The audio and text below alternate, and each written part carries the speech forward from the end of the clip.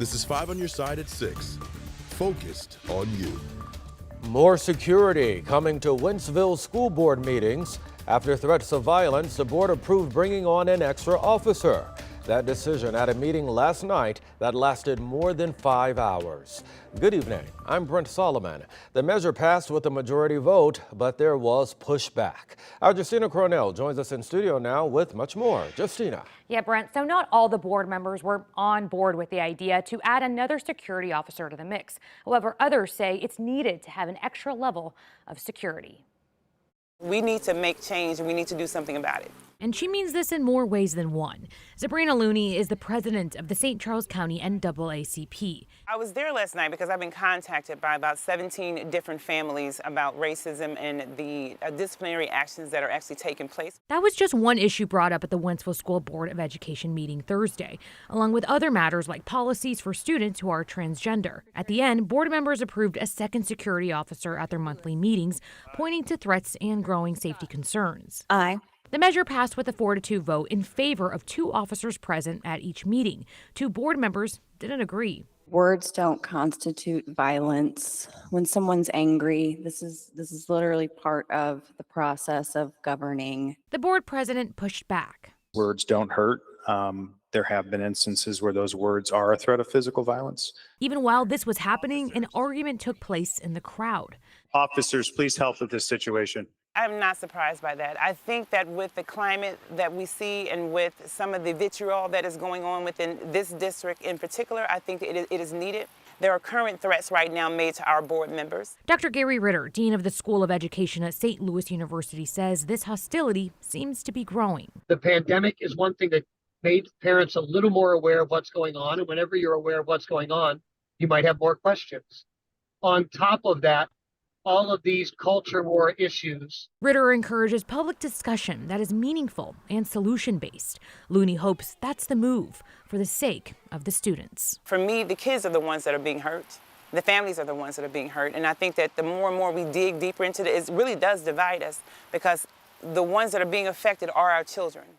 Now, the 2 members who voted against the measure last night are also the 2 whistleblowers who complained to the Attorney General about trans bathroom policies. Missouri AG is now suing the Wentzville School District, saying the board violated Missouri's open meetings law. Justina Coronel. Well, police ushered dozens of Palestinian-American protesters out of the St. Louis Board of Aldermen chambers today. Demonstrators disrupted the meeting in an outrage over a resolution supporting the Israeli military. Our political editor, Mark Maxwell, joins us in studio. Break down what happened here, Mark. Brent, when Palestinian Americans living in St. Louis heard their city leaders could send a message to Congress or the president about that war raging in their home country, they showed up in droves to make their voices heard. This is the room where aldermen typically consider mundane policies about speed bumps, zoning, or housing. 33 puts in more stringent. But on this day, and it's a conversation that nobody wants to talk about. One of the world's most protracted conflicts boiled over at City Hall.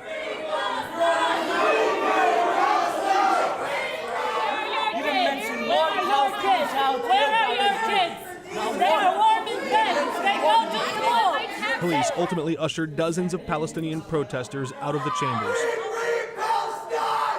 After the clerk read Alderman Tom Oldenburg's resolution into the record. The Board of Aldermen stands in solidarity with Israel as it defends itself against the barbaric war launched by Hamas. You're not human enough to do what we're saying.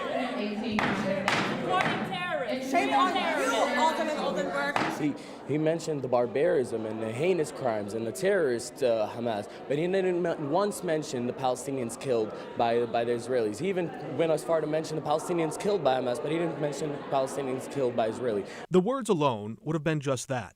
Words. We don't really have what you think the power to do this. But those words were powerful enough to open wounds. There's been a lot of tragedy in our community. Some old and some new. I know one person here in St. Louis who lost 14 members of his family in Gaza.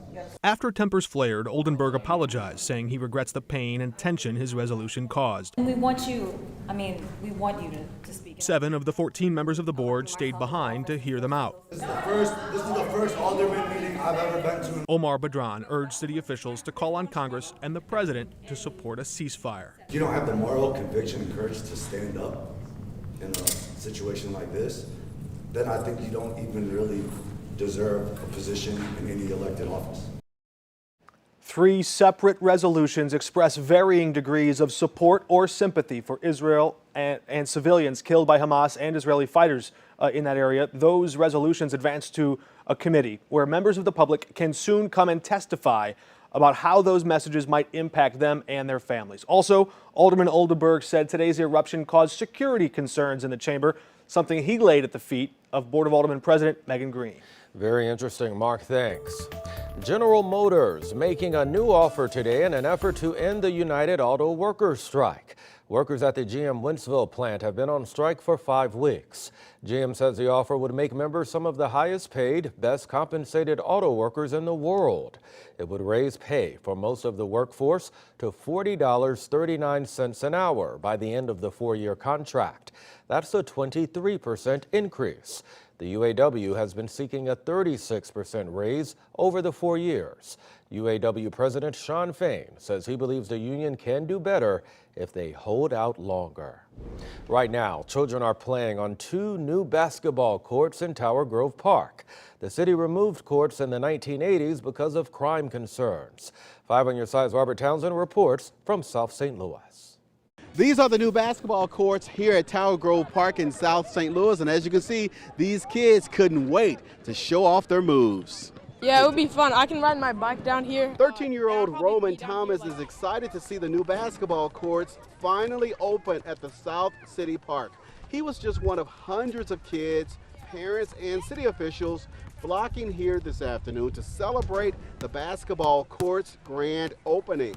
Mayor Tashara Jones was also here for the official ribbon cutting. In the past, several basketball courts were removed from parks around the city due to crime concerns. However, Mayor Jones says when you look at the faces of these kids and see all the fun they're having, the focus really should be on the benefits basketball courts can have on the boys and girls. I think it's important to put basketball courts back in our public parks. The public park that's just across the street from my house has a basketball court, and we don't have any problems there. It's really excited to have basketball courts at Tiger Park. Why? Because you get to dribble and have fun playing sports. And long after the official news conference, you can see lots of kids were still out here having a blast. Robert Townsend, 5 on your side. Still ahead, a new police precinct in South County is getting a new name, the tribute to a fallen officer. And later, a new place to play in the Del Mar Loop, the mini golf location that's uniquely St. Louis. St. Louis City SC has a huge game tomorrow night against Seattle. Beautiful weather for it. In fact, weekend forecast way above average temperatures on Saturday, a little cooler Sunday. More on the 7-day forecast coming up.